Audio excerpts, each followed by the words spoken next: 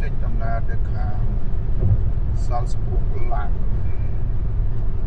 ដើម្បីទៅកំសាន្តនៅភ្នំទៅខាងតំបន់សាល់សពុកឥឡូវនេះគឺយើងនៅលើផ្លូវលឿន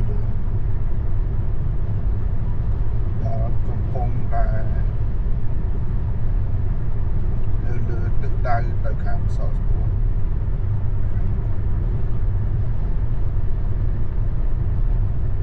ហើយពេលនេះក៏ដែរគឺចាស់សត្រីគាត់អ្នកកាន់ចង្កូតអញ្ចឹងគាត់ថា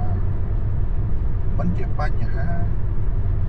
អូនប្រើប្រាស់ផ្លូវលឿននឹងរាល់ថ្ងៃហើយថ្ងៃនេះគឺ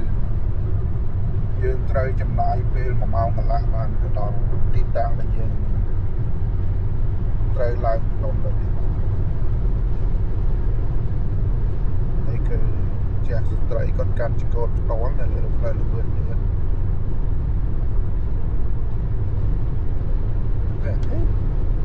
គាត់សិតតែមើលមុខមួយទៀតណាថាមិនជាអាយនេះមិនអាយវីដេអូទេគឺអិច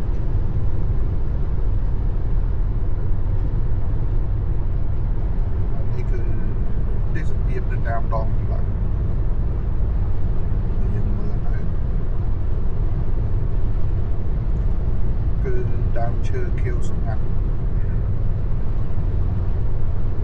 ហើយព្រះអាទិត្យក៏បានបញ្ចេញរស្មីកម្ដៅព្រឿងហើយ